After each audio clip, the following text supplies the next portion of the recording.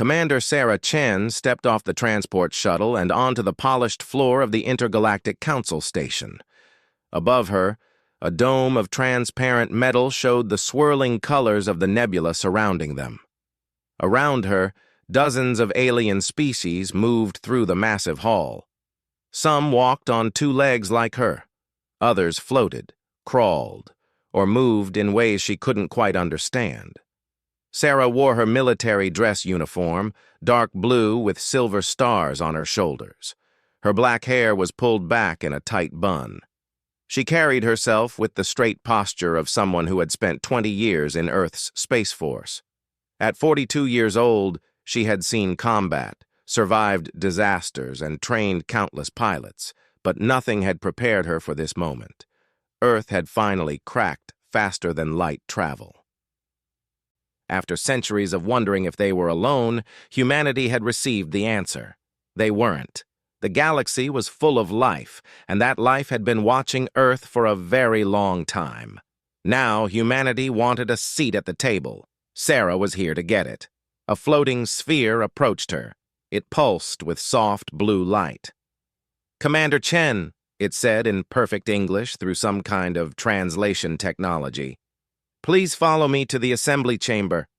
Sarah followed the sphere through corridors that seemed to stretch forever. She passed beings that looked like walking trees, creatures made of what appeared to be living crystal, and things that hurt her eyes to look at directly. Finally, they reached a massive circular room with seats arranged in rising tiers. At the center was a single chair. For her. "Earth's representative will present herself," a booming voice announced. Sarah walked to the center chair and sat down. Hundreds of eyes, and things that weren't quite eyes, focused on her. She felt like a mouse in a room full of cats. A massive creature that looked like a cross between a lion and a rhinoceros stood up. Its scales gleamed bronze under the lights. "I am War Master Krell of the Krillian Empire," it rumbled. "We have reviewed your species' application for council membership. We have concerns." "I'm listening," Sarah said calmly. Another being rose. This one was thin and tall, with skin that seemed to shimmer between colors. "We have studied human biology extensively," it said in a voice like wind chimes. "You are fragile." Chuckles and sounds that might have been laughter rippled through the chamber. A holographic display appeared above Sarah's head. It showed a human skeleton, muscles and organs rotating slowly. A voice began listing facts. "Humans possess only one heart. Failure of this organ means death. They have thin skin that tears easily. Their bones break under relatively minor pressure. They cannot regenerate lost limbs. They require a narrow range of temperatures to survive. They need to consume energy every few hours, or they weaken. They require 8 hours of unconsciousness daily, or they begin to malfunction mentally." More laughter echoed through the chamber.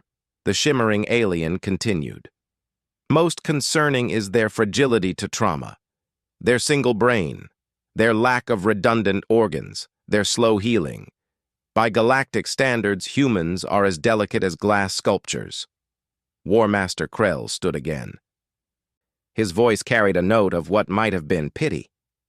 "We do not deny humans entry to the galactic community, but we cannot grant you full membership.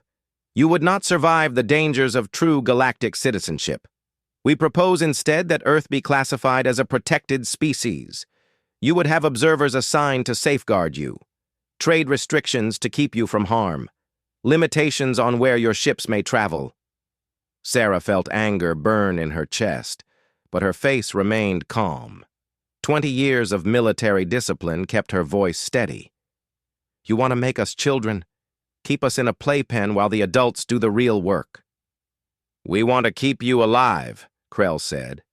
There might have been genuine concern in his voice. 3 species in the last century attempted full membership despite biological limitations. All 3 are now extinct. We would not see humanity follow them into darkness. Sarah stood up. The movement was slow, deliberate. Every eye in the chamber followed her. "You've studied our biology," she said. Her voice wasn't loud, but it carried. "You've looked at our bones and muscles and organs. You've measured our strength against yours and found us lacking. But you haven't tested us. You haven't seen what we can actually do." "Commander Chen," the shimmering alien said, "we have simulations. We know how human tissue responds to pressure, heat, cold, trauma. The mathematics are clear." "Mathematics aren't everything," Sarah replied. She looked directly at War Master Krell. "You have tests, don't you? Trials that species must pass to prove themselves worthy of full membership?" Krell's eyes narrowed. "We do. 5 trials that test every aspect of survival in galactic space: environmental endurance, combat capability, psychological resistance, physical persistence, and the gauntlet that combines all elements." "Then I volunteer," Sarah said simply.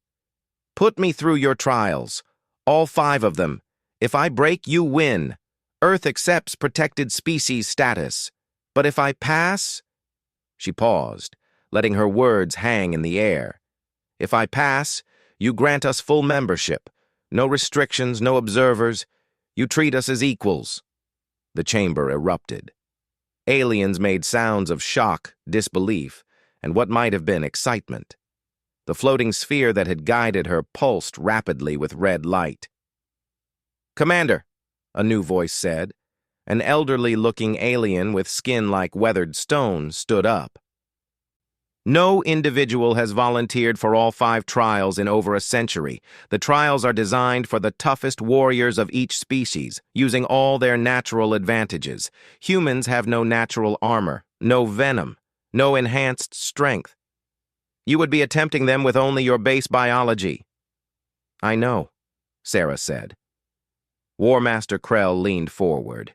His massive head filled half her vision through the holographic display.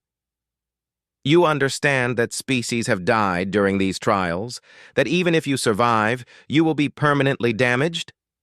"I understand." "Why?" Krell asked. The question seemed genuine. "Why risk yourself this way?" Sarah thought of Earth. She thought of her daughter back home, studying to be an engineer. She thought of the millions of humans who dreamed of exploring the stars. She thought of every person who had ever looked up at the night sky and wondered what was out there. "Because someone has to be first," she said quietly. "Someone has to show you what humans can do. Better that it's me. I'm trained for this. I volunteered for this mission knowing the risks. And I'm not asking you to take my word about humanity's strength." She raised her hand, the gesture somehow both a greeting and a challenge. "I'm asking you to try breaking me, then we'll see who's fragile." Krell stared at her for a long moment. Then his lips pulled back, showing teeth the size of daggers. It might have been a smile. It might have been something else. "Very well, Commander Chen," he said. "The Council accepts your challenge. The first trial begins tomorrow. We will see if human courage can overcome human weakness." Sarah nodded once. She didn't trust herself to speak, because now that the words were out, now that the challenge was made, she felt the full weight of what she'd just done. She had just bet the future of her entire species on her ability to survive what might be impossible. The sphere guided her out of the chamber. Behind her, the council erupted into heated debate. Sarah walked with her head high and her back straight, but her hands trembled slightly at her sides. Tomorrow, she would show them what humans were made of, or she would die trying. Sarah barely slept that night. Her quarters on the station were comfortable but alien. The bed adjusted to her body weight in ways that felt wrong. The lights dimmed to match what the station thought was a human sleep cycle. But her mind wouldn't stop racing. At dawn by Earth time, she dressed in the plain gray suit they'd provided. It was designed to offer minimal protection while allowing maximum movement.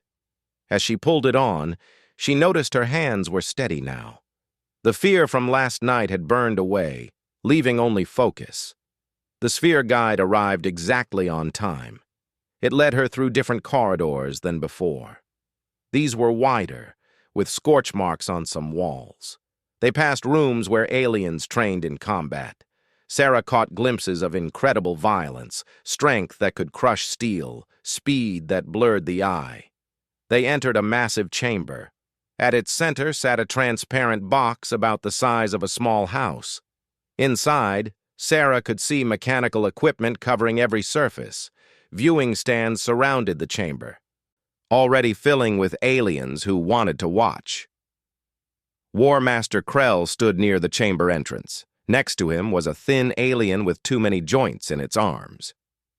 "This is Medical Officer Zix," Krell said. "He will monitor your vital signs during the trial. If you are about to die, he will pull you out." "Understood," Sarah said. Zix's voice was like dry leaves scraping together. "Human Chen, your biology is fascinating but poorly suited for this. I give you less than 20% chance of completion." "I've beaten worse odds," Sarah replied. She stepped into the chamber. The door sealed behind her with a hiss. For a moment, nothing happened. Then the voice came from everywhere at once. "Environmental endurance trial begins now. Duration, 6 hours. Conditions will cycle every 30 minutes. Survival constitutes success." The temperature plummeted. Sarah's breath fogged instantly. Frost formed on the walls. The suit helped, but within minutes she was shivering violently. Her training kicked in. She kept moving, forcing blood to circulate. She flexed her muscles in patterns designed to generate heat. When her jaw started to lock from the cold, she sang. Old military marching songs, pop music, anything to keep her mind focused on something other than the freezing. After 30 minutes that felt like hours, the temperature spiked. The chamber became an oven. Sarah's sweat evaporated instantly. She felt like she was breathing fire. But humans were built for this, she remembered. Her biology teacher had explained it years ago. Humans were the best endurance runners on Earth because they could sweat, could cool themselves while moving. Most predators couldn't. That's how ancient humans hunted, by chasing prey until it overheated. She focused on breathing slowly, conserving energy, letting her body do what millions of years of evolution had designed it to do. The cycles continued, crushing pressure that made her ears scream, thin atmosphere that left her gasping, air thick with chemicals that burned her lungs. Each time Sarah adapted. Each time she found a way to survive just a little longer. When the 6 hours ended, she collapsed to her knees. The door opened. Medical Officer Zix rushed in with strange instruments. "How?" he kept muttering. "Your internal temperature fluctuated by 12 degrees. Your blood oxygen dropped to levels that should cause unconsciousness. How are you still functional?" Sarah coughed. It hurt. Everything hurt. "Humans are stubborn," she managed to say. They gave her 1 hour to rest and receive medical care. Zix injected her with something that eased the pain and reduced the swelling in her lungs. Sarah drank water and ate the protein bars she'd brought from Earth. They tasted like cardboard, but her body needed the energy. War Master Krell appeared in her rest chamber. "You survived the first trial," he said. He sounded genuinely surprised. "But the next one is combat. Your species has no natural weapons. How do you plan to defeat military drones designed to challenge apex predators?" Sarah looked up at him. "You'll see." The second trial chamber was different. It looked like an arena with obstacles and cover scattered throughout. Weapon racks lined one wall. Sarah recognized some, but most were alien designs she'd never seen. "Combat efficiency trial begins now," the voice announced. "Defeat all hostile units. If subject is incapacitated, trial ends in failure." A drone materialized at the far end. It looked like a floating ball covered in weapons. It opened fire immediately. Energy bolts scorched the air where Sarah had been standing a moment before. She was already behind cover, her military training taking over. Sarah grabbed a weapon from the nearest rack. It looked like a rifle. She aimed and fired. The shot went wide. The weapon's balance was all wrong for human hands. She threw it aside and grabbed another. This one was better. The next 15 minutes were pure chaos. Sarah moved from cover to cover, firing when she had clear shots, retreating when she didn't. She wasn't stronger than the drones. She wasn't faster, but she was smarter.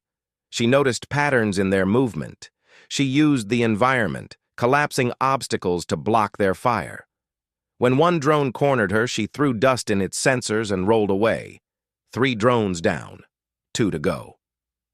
Sarah was breathing hard now. A glancing shot had burned her left arm. Another had grazed her ribs, but she kept moving. The 4th drone was faster. It anticipated her movements. Sarah realized it was learning from her tactics, so she changed them. Instead of using cover, she ran straight at it. The drone's programming didn't expect that. In the half-second it took to adjust, Sarah was underneath it. She jammed the weapon barrel into what looked like a cooling vent and fired 3 times. The drone exploded. Shrapnel tore through Sarah's suit and into her leg. She screamed but didn't stop moving. The 5th drone was already targeting her. She had no weapons left. The rifle had been destroyed in the explosion. Sarah looked around desperately. There, a piece of the destroyed drone, heavy, jagged metal. She picked it up despite the pain in her leg. The drone fired. Sarah threw herself sideways, barely avoiding the blast.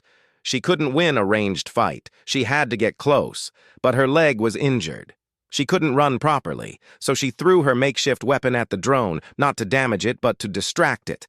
While it tracked the thrown metal, Sarah limped forward as fast as she could. The drone realized too late. Sarah grabbed it with both hands, ignoring the heat burning her palms, and slammed it against the ground repeatedly. Something inside cracked. She kept slamming it, again, until it stopped moving. Sarah fell backward, gasping. Her leg was bleeding badly. Her hands were burned. Her ribs felt cracked, but she'd won. Medical teams rushed in. Zix was making sounds of distress as he scanned her. Multiple fractures in the left tibia and fibula.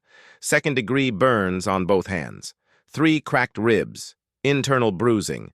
Commander Chen, you should be unconscious from pain. Sarah laughed. It came out as more of a cough. I'm not done yet. You must rest, Zix insisted. At least 3 days for the bones to begin healing. No, Sarah said. How long until the next trial? Krell appeared, looming over her. You want to continue? Now? In this condition? Sarah met his eyes. Your drones were tough, but they were predictable. They fought according to programming. Humans don't. We improvise. We use tools. We adapt. She tried to sit up and failed. That's our real weapon, not strength or speed, adaptability. Krell was quiet for a long moment. Then he gestured to Zix. Heal her enough to continue. If she wishes to destroy herself, proving a point, that is her choice. Later, in the medical bay, Zix worked on her injuries. His instruments were far beyond human technology. The pain eased. The bones were stabilized with some kind of field. But Zix was muttering the entire time. Illogical. Continuing while injured increases failure probability to 97%. No rational being would proceed. Sarah closed her eyes. Maybe we're not rational. Maybe that's the point. Through the window of the medical bay, she could see aliens gathering, watching. Word was spreading through the station. The fragile human wasn't breaking. She wasn't stopping. And slowly, very slowly, the laughter was fading. They were starting to wonder. If humans could survive this much damage and keep fighting, what else were they capable of? What else had the galaxy underestimated? Sarah smiled despite the pain. She was getting through to them. One broken bone at a time. Sarah had 2 hours before the 3rd trial. Her body ached in ways she didn't know were possible. The alien medical technology had stabilized her bones and closed her wounds, but it couldn't erase the exhaustion. She sat in her quarters, drinking water and trying to prepare mentally for what came next. The sphere guide arrived. This time, it pulsed with orange light. Commander Chen, many on the station wish to know why you continue. You have proven human resilience. The Council would grant Earth provisional membership based on what you have already achieved. Provisional isn't good enough, Sarah said. We don't want charity. We want respect. The sphere was quiet for a moment. Respect may cost you your life. Then it costs me my life. The third trial chamber was different from the others. It was small, almost intimate. Just a chair in the center of a dark room. Sarah sat down, and immediately restraints locked her wrists and ankles in place. She fought down a moment of panic. War Master Krell's voice came from the darkness. The third trial is different, Commander. It does not test your body, it tests your mind. Many warriors can endure physical pain. Fewer can endure psychological warfare. A new alien appeared. This one looked almost human, except its eyes were too large and completely black. I am Mind Seeker Valis, it said in a soft voice. My species are psychics. For this trial, I will enter your mind and manifest your deepest fears. Most subjects experience complete mental collapse within 1 hour. Do you wish to proceed? Sarah's mouth was dry. She'd been shot at. She'd survived crashes. She'd fought in vacuum. But having something inside her mind, that was different. That was violating in a way physical injury wasn't. Do it, she said. Valis placed a hand on Sarah's forehead. The world changed. Suddenly she was back on the transport ship Icarus, her first command. She was 28 years old again, full of confidence and pride. Then the asteroid storm hit, systems failing, hull breaching, her crew screaming over the comm. Captain, we need to abandon ship. But there weren't enough escape pods. Someone had miscounted during the supply run. Sarah had to choose who lived and who died. She saw their faces again. Lieutenant Morrison, barely 21, Engineer Ramirez, who talked about his daughter constantly, Medical Officer Park, who made terrible jokes to lighten the mood. She chose. 5 people survived, 7 didn't, and Sarah was one of the 5. No, Sarah said out loud in the real world. Tears ran down her face. I can't go through this again. You must, Valis's voice echoed. Face it or break. The scene shifted. Now she was floating in space, alone. Her suit was damaged, oxygen running out. The infinite darkness pressed in from all sides. This was humanity's greatest fear, wasn't it? The vastness of space, the terrible isolation. The knowledge that if something went wrong out here, nobody could save you. Sarah felt her breathing accelerate. Panic clawed at her chest. She was alone, so small, so fragile. One tiny human in an infinite universe that didn't care if she lived or died. But then something else came to her mind. A memory, but not a painful one. Her daughter's 5th birthday. Emma had asked, Mommy, are you scared of space? Sometimes, Sarah had admitted. But you go anyway? Yes. Why? Sarah had knelt down to look Emma in the eyes. Because being scared doesn't mean you stop. It means you're doing something important. Brave isn't the same as fearless, baby. Brave is being scared and doing it anyway. In the trial chamber, Sarah opened her eyes. Tears still flowed, but her voice was steady. I'm scared. I've always been scared. But I'm still here. The scene shifted again. Now she saw Earth, beautiful blue-green Earth, and it was burning. Ships filled the sky, cities collapsed, the nightmare scenario that kept military planners awake at night. What if humanity's first contact was with something hostile? What if reaching for the stars brought monsters to Earth's door? This is your fault, voices whispered. You brought them here. Your pride, your refusal to accept protection. Now everyone dies. Sarah watched her world burn. She felt each death like a knife in her heart. 6 billion souls. Gone. No, she whispered. Then louder. No! The scene froze. This isn't real. Sarah said. She was speaking to herself as much as to Valis. This is fear, not truth. Yes, there's danger in the universe. Yes, we might encounter hostiles. But hiding doesn't keep us safe. It just keeps us small. We have to take the risk. We have to reach beyond our fear. The burning earth faded. Sarah was back in the dark chamber. Valis stood before her, those huge black eyes unreadable. Fascinating, the psychic said. Your mind is filled with trauma, grief, fear. By our standards, you should be non-functional. Yet you continue. How? Sarah thought about how to explain it. My people have a saying, fall down 7 times, stand up 8. We know we're going to get hurt. We know we're going to fail sometimes. We know we'll face things that terrify us. But we get up anyway. That's what being human means. Valis released her from the restraints. You have passed the 3rd trial. But, Commander, I must warn you. The damage to your psyche is real. I have seen your pain. It will affect you for the rest of your life. I know, Sarah said quietly. I've known that since the Icarus. Some things don't heal. You just learn to carry them. The 4th trial was announced immediately. Sarah barely had time to stand before the sphere guide was leading her to another chamber. This one opened to the outside of the station. Through the airlock, Sarah could see a barren moon stretching to the horizon. War Master Krell met her at the airlock. The 4th trial is simple. Walk 100 kilometers across that terrain while carrying increasing weight. You will face automated attacks throughout. Most species complete this in 3 rest cycles.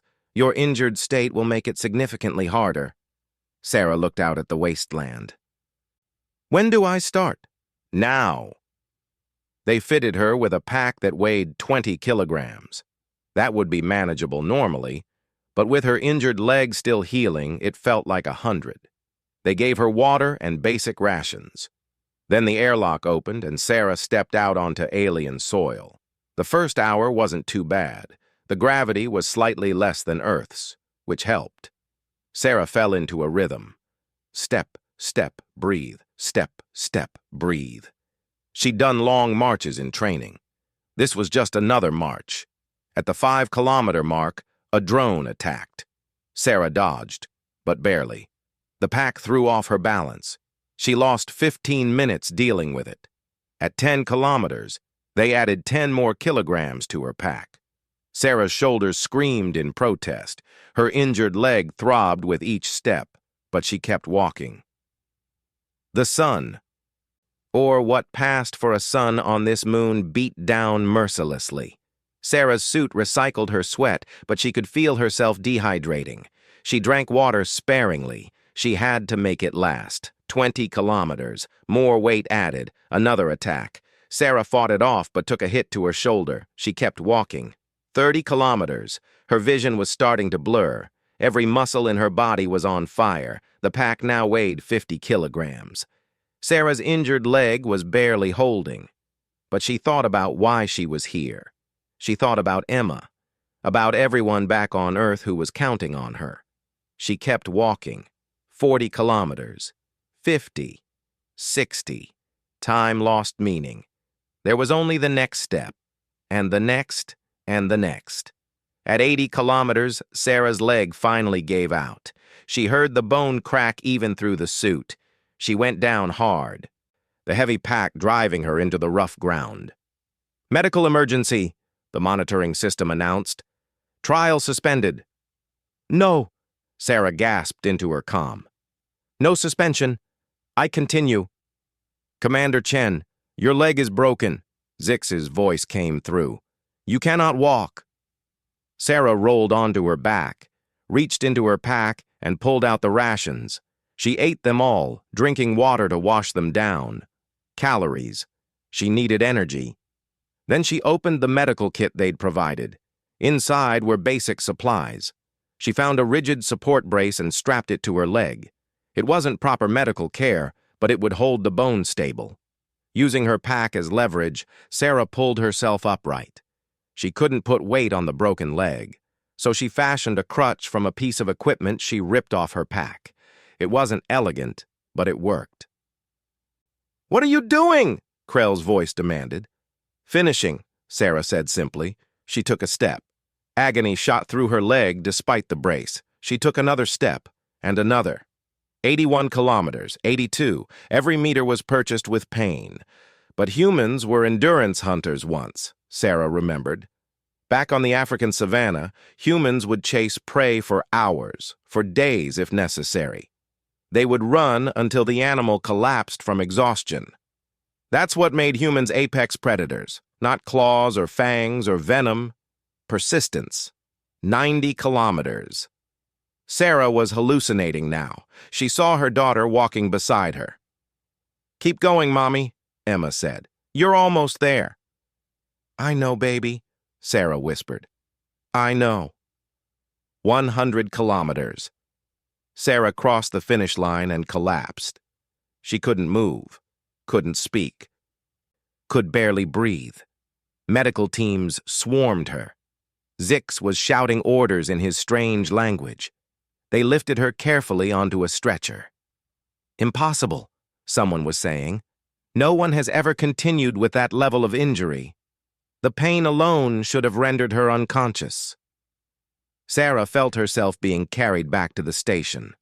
As consciousness faded, she heard Krell's voice, full of something that might have been awe. "What are humans made of?" Sarah woke in the medical bay 3 hours later. Her entire body was wrapped in glowing field technology. Zix stood over her, along with several other medical officers she hadn't seen before. War Master Krell was there too, his massive form taking up half the room. "The council is in emergency session," Krell said without preamble. "Half of them want to end the trials now. They say you've proven humanity's worth. The other half want to declare the trials void because you're clearly too injured to continue." Sarah tried to sit up. The medical fields held her gently but firmly in place. "What do you want?" she asked. Krell's eyes narrowed. "I want to know why. You've done enough. Your species will be granted membership, perhaps with minor restrictions, until you develop certain technologies. Why risk the 5th trial? The gauntlet has killed warriors far stronger than you." "Because minor restrictions aren't enough," Sarah said. Her voice was hoarse but steady. "If we accept anything less than full membership, every species will always see us as the weak ones, the fragile ones, the ones who needed special treatment. Our children and grandchildren would carry that label forever." "Better than dying for pride," Krell replied. "It's not pride," Sarah said. "It's necessity. The galaxy needs to see us as equals or it never will. This is the moment that defines how every human is treated from now on. I can't waste it." A new alien entered the medical bay. This one was covered in crystalline structures that refracted light in dizzying patterns. "I am xenobiologist Crystallix," it said in a voice like chiming bells. "I have been studying you, Commander Chen, and I have a theory." "I'm listening," Sarah said. Crystallix gestured, and a holographic display appeared. It showed the human body next to several alien anatomies. "The Council judged your species as fragile based on structural analysis. Single heart, thin skin, breakable bones. But we failed to understand the purpose of your design. You are not built for toughness. You are built for adaptability." The display shifted, showing cells and biological processes. "Consider, when your muscles are damaged, they repair themselves stronger than before. When you are exposed to toxins, your immune system learns to fight them. When you face psychological trauma, your brain creates new pathways to cope. You are not a fortress, Commander. You are a learning system." Other aliens began gathering at the doorway, listening. Crystallix continued. "Your pain tolerance is remarkable not because you feel less pain, but because you can function despite it. Your persistence isn't stubbornness. It's a survival trait developed over millions of years. Humans evolved as pursuit predators. You would chase prey for hours, days even. until it collapsed from exhaustion. No single chase would work. But eventually, inevitably, you would outlast anything that ran from you. The display showed ancient humans hunting across savannas. Then you became tool users, not because you were strong, but because you were weak. Your weakness forced innovation. Every limitation became a problem to solve, and humans are exceptional problem solvers. Sarah watched the display, seeing her species' history laid out in glowing light. Crystallix wasn't wrong. Humanity had survived ice ages, plagues, disasters, and wars not through toughness, but through adaptability. When they couldn't outrun predators, they made weapons. When they couldn't survive cold, they made fire. When they couldn't cross oceans, they built ships. Your psychological resilience is perhaps most remarkable, Crystallix said. You carry trauma that would shatter my species' collective consciousness. Yet you function. You even thrive. You acknowledge your pain without letting it stop you. This is unprecedented in galactic biology. Krell rumbled thoughtfully. So you're saying humans aren't weak despite their biology. They're resilient because of it. Exactly, Crystallix said. Every species here evolved toward specialization. Thick armor, redundant organs, natural weapons. But humans evolved toward flexibility. You can't outfight a Krillian warrior in direct combat, but you can outthink them, outlast them, adapt faster than they can adjust. In a constantly changing galaxy, adaptability may be the ultimate survival trait. Zix spoke up, his dry voice thoughtful. This explains why her injuries don't stop her. Human neurology can compartmentalize pain, allowing continued function even when the body is damaged. It's inefficient by our standards, but effective. How long until I can attempt the 5th trial? Sarah asked. Every being in the room turned to stare at her. Commander, Zix said slowly, your body has sustained catastrophic damage. Multiple fractures, soft tissue trauma, neurological strain from the psychological trial. You need at least 1 standard week of recovery, possibly 2. I don't have 2 weeks, Sarah said. Every day I delay the council debates. Opinions shift. The impact of what I'm doing fades. How long until I can physically walk? Zix consulted his instruments. With our technology accelerating your natural healing, perhaps 12 hours until you can stand. 24 until you can walk without support. But, Commander, walking and fighting are very different things. Then we start in 24 hours, Sarah said. The gauntlet will kill you, Krell said flatly. I have fought it myself, at the peak of my strength. It nearly killed me. In your condition, your survival probability is less than 3%. Sarah met his eyes. What's your point? Krell stared at her for a long moment. Then he made a sound that might have been laughter or might have been something else entirely. You are either the bravest warrior I have ever met or the most foolish. I haven't decided which. Can't I be both? Sarah asked. The next 24 hours were the longest of Sarah's life. The medical team worked constantly, using technology that seemed like magic to Sarah's eyes. Nanomachines knitted her bones, cellular accelerators healed her tissues, but they couldn't erase the exhaustion. That was something Sarah's body had to handle on its own. She slept in short bursts, never more than an hour at a time.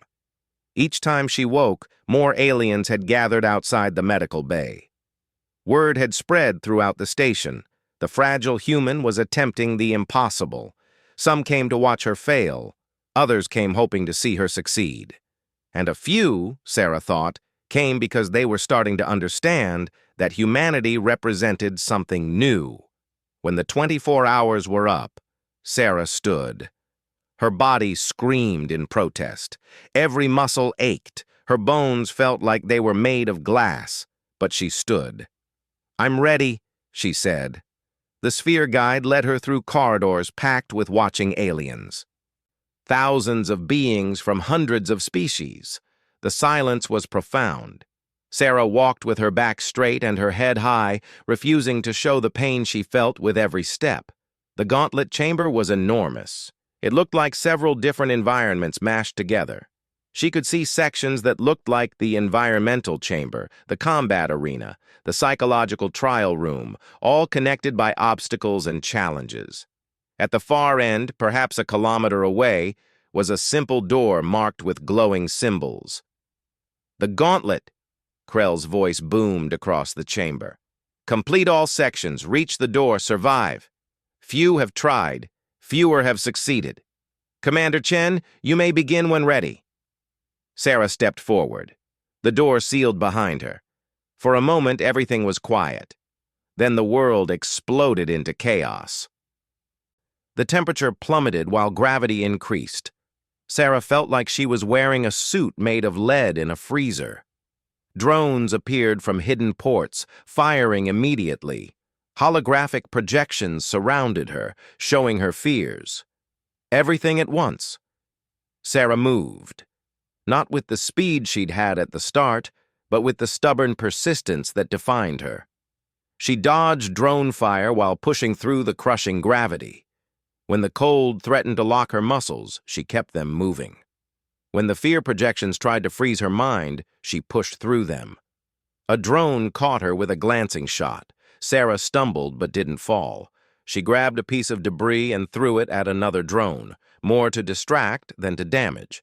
Then she ran, or what passed for running in the heavy gravity.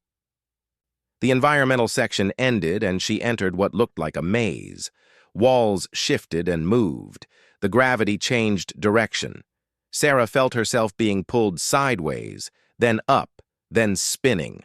She wanted to vomit but couldn't afford the time. She navigated by pattern recognition. The walls moved, but they moved according to a rhythm. Once she found the pattern, she could predict it. 3 steps forward, wait for the wall, roll left, sprint through the gap. It wasn't elegant, but it worked. A new section.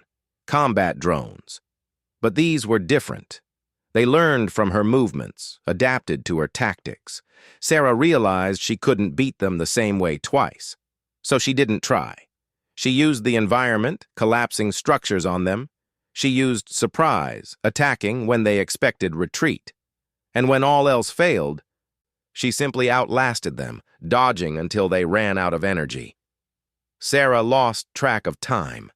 There was only the next challenge, the next obstacle, the next step forward. Her body was breaking down. She could feel it. Bones that had been healing were taking new damage. Muscles were tearing, but she couldn't stop. Not now. Not when the door was getting closer. The final section opened before her. A single figure appeared. A holographic Krillian warrior, massive and armed.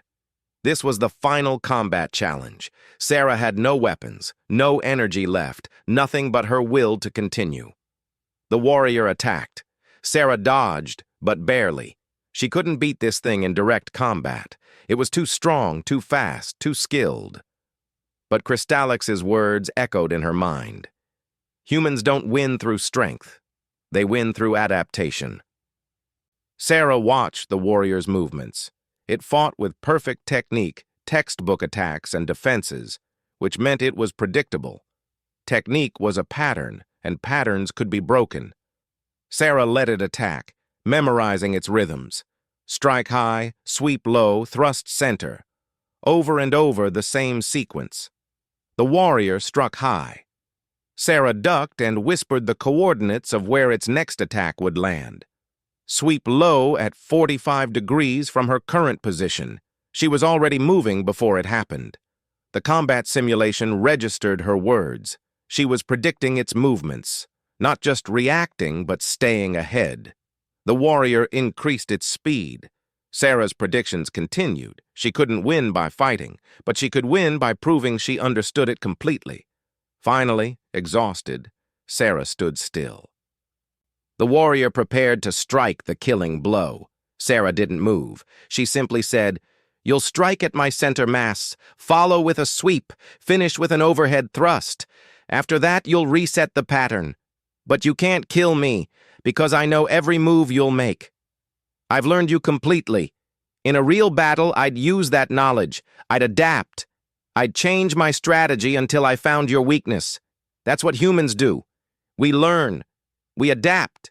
We overcome. The simulation froze. Then it bowed and faded away. Combat superiority through tactical adaptation recognized, the system announced. The door opened. Sarah limped toward it. Each step was agony. She was pretty sure she'd re-broken her leg. Her ribs definitely had new cracks. Blood ran from a dozen wounds. But the door was right there. She fell just before reaching it. Her body simply gave out. Sarah lay on the ground, unable to move, the door just meters away. "Get up," she told herself. "Get up, get up!" She couldn't. There was nothing left. She'd pushed past her limits and found that limits were real after all. Sarah closed her eyes. She'd failed. Right at the end, she'd failed. Then she felt something. Hands lifting her. She forced her eyes open. Aliens had entered the chamber. War Master Krell was carrying her. Medical teams surrounded them. "What are you doing?" Sarah managed to say. "I didn't finish." Krell looked down at her with something that might have been respect. "You made it to the door, Commander. The trial requires you to reach it. It says nothing about how." He carried her through the doorway. "Besides, after what you've done, arguing technicalities would be insulting." They laid her on a medical bed right there in the chamber. As Zix and his team worked frantically to stabilize her, Sarah heard the sound. Thousands of aliens, chanting. The translator struggled with it, but finally settled on a single word. "Worthy, worthy, worthy." Sarah smiled and let the darkness take her. She'd done it. Humanity was in. Sarah woke 3 days later. The medical bay lights were dimmed to match Earth's evening. For a moment, she didn't know where she was. Then memory flooded back. The trials, the gauntlet, the door. She tried to sit up and was surprised when her body obeyed. There was pain, plenty of it, but it was manageable. She looked down at herself. The glowing medical fields were gone. Her skin showed fresh scars, but the wounds were closed. She flexed her fingers. Everything worked. "The human wakes," Zix's voice said from nearby. The medical officer appeared beside her bed. "Your species' healing rate is remarkable when properly supported. Your bones have knitted. Your tissues have regenerated. Though I strongly advise you to avoid strenuous activity for at least another week." "How long was I unconscious?" Sarah asked. 3 standard cycles, 72 Earth hours. The Council has been in continuous session since you completed the gauntlet. They are debating." Sarah frowned. "Debating what? I passed all 5 trials." "You did," Zix agreed. "That is not in question. They debate what your success means. For humanity, for the galaxy, for the Council itself." Before Sarah could respond, War Master Krell entered the medical bay. Behind him came a procession of aliens, more species than Sarah could count. They arranged themselves around her bed in what looked like a formal delegation. Krell spoke, his voice carrying the weight of ceremony. "Commander Sarah Chen of Earth, the Intergalactic Council has reached a unanimous decision regarding humanity's application for membership." Sarah's heart hammered. Unanimous could mean anything. Total acceptance or complete rejection. Krell continued. "In the 3,000-year history of this council, no individual has completed all 5 trials in one attempt while carrying injuries. No species has ever demonstrated such adaptability, persistence, and problem-solving capability. The council recognizes that our initial assessment of humanity was based on incomplete understanding." He paused. Sarah waited, barely breathing. "Therefore, the Intergalactic Council grants Earth and all humanity full membership status, with all rights, privileges, and responsibilities thereof. There will be no restrictions, no observers, no protected species designation. Humanity is recognized as an equal among equals." The gathered aliens made sounds of approval. Some cheered. Others made their species equivalent of applause. Sarah felt tears running down her face and didn't bother to hide them. "Thank you," she said. Her voice was rough with emotion. "Thank you all." Krell raised a massive hand for silence. "There is more. The Council also issues a formal apology. We judged you fragile without understanding the meaning of your biology. We saw weakness where we should have seen resilience. We mistook adaptability for fragility. This was an error in judgment that will not be repeated." A new alien stepped forward, the shimmering being who had first questioned humanity's durability. "I personally apologize, Commander Chen. I reviewed only data, not potential. I measured strength by thickness of armor rather than flexibility of spirit. You have taught us that there are many kinds of strength." Sarah nodded. "Thank you. But I need to say something too." She looked around at all the gathered beings. "You keep talking about me like I'm special, like I'm some exceptional human. But I'm not. I'm a pilot and a soldier. I've trained hard, yes. I've been through difficult things, yes. But there are billions of humans back on Earth. Teachers who work exhausting hours to educate children. Doctors who go without sleep to save lives. Parents who sacrifice everything for their families. Engineers who solve impossible problems. Artists who create beauty from nothing. Every one of them has the same resilience you saw in me. That's not exceptional. That's just being human." The medical bay was silent. Then Crystallix spoke, the xenobiologist's voice chiming softly. "That is perhaps the most frightening thing you could have said. If all humans possess even a fraction of what you demonstrated, the galaxy is about to change significantly." "Not frighteningly," Sarah said. "We don't want to conquer. We don't want to dominate. We just want to be part of something bigger than ourselves. We want to learn, to grow, to help where we can. Humanity has spent its entire existence looking up at the stars and wondering. Now, we finally get to be out here with you." Krell's expression was unreadable. "The galaxy will take time to adjust to humanity's presence. Many species will be skeptical. Some may be hostile. Your path will not be easy." "It never is," Sarah replied. "But we'll handle it. Together." Over the following days, Sarah recovered fully. The Council arranged for her to address the entire assembly, not as a supplicant, but as an equal member.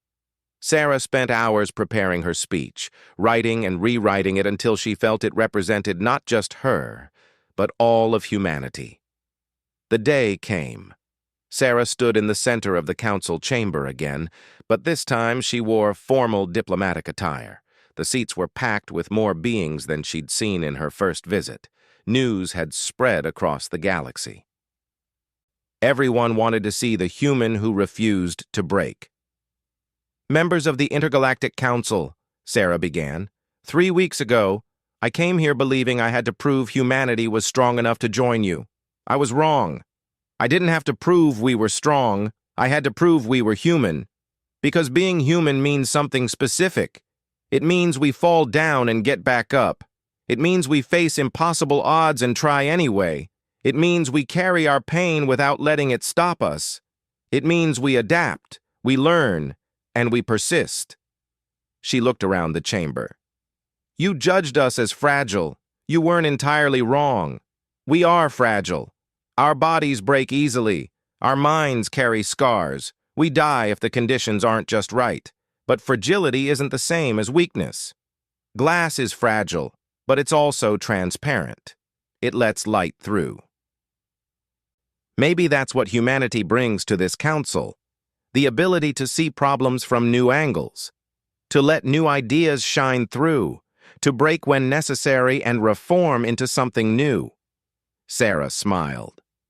"You have species here that are strong, that are durable, that are specialized for survival. But you needed something else. You needed a species that refuses to accept that anything is impossible. A species that looks at a challenge and asks, how, instead of can we? a species that has spent its entire history turning weaknesses into strengths. That's humanity. That's what we offer. She paused. We're not going to be the strongest species in this council. We're not going to be the toughest or the fastest, but we will be the ones who never stop trying, the ones who adapt to anything you throw at us, the ones who turn every limitation into an innovation. And we hope that perspective is valuable to you, because working together, learning from each other's strengths, that's how we all survive. That's how we all grow. The chamber erupted in approval. Beings from 100 worlds expressed their support. Sarah saw Krell stand and place a closed fist over his chest, a Krillian gesture of deep respect. When the noise faded, Sarah spoke again. I have one request. Earth wants to contribute to the Council immediately.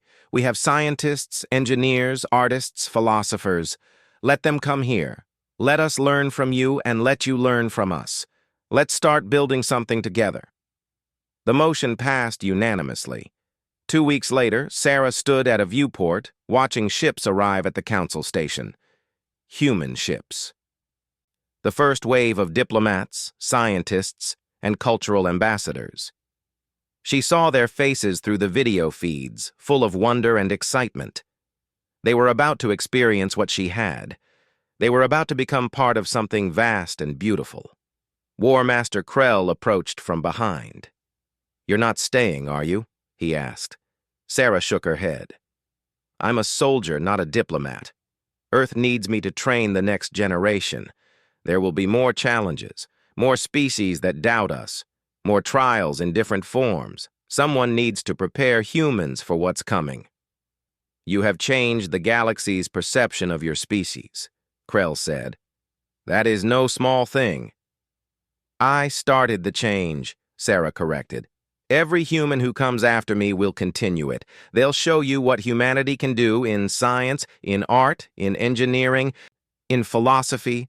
They'll make friends. They'll solve problems. They'll probably make mistakes, too. But they'll keep trying. That's what we do. Krell was quiet for a moment. I underestimated you. I underestimated all of humanity. That was foolish. I will not make that mistake again. Good, Sarah said with a small smile, because we're just getting started. She returned to Earth a week later. The welcome was overwhelming. Parades, medals, speeches. But Sarah deflected as much of it as she could. She wasn't comfortable being a hero. She was just a soldier who did her job. Her daughter Emma met her at the spaceport. Now, 10 years old, she'd watched everything through the broadcasts. She ran to Sarah and hugged her tightly. Mom, you were so brave, Emma said. I was scared the whole time, Sarah admitted. But you did it anyway. That's what brave means. You told me that, remember? Sarah hugged her daughter closer. I remember. A month later, Sarah was back at the military academy, teaching the next generation of pilots and officers. But now she had a new curriculum to develop. Galactic relations, first contact protocols, how to work with species that were stronger, faster, or more technologically advanced than humans. She stood before her first class, looking at the young faces full of excitement and nervousness. They knew her story. They knew what she'd done. But Sarah didn't want them to copy her. She wanted them to be themselves. Being human means we're adaptable, she told them. It means we can learn anything, overcome anything, become anything we need to be. You're not going out there to prove we're the strongest.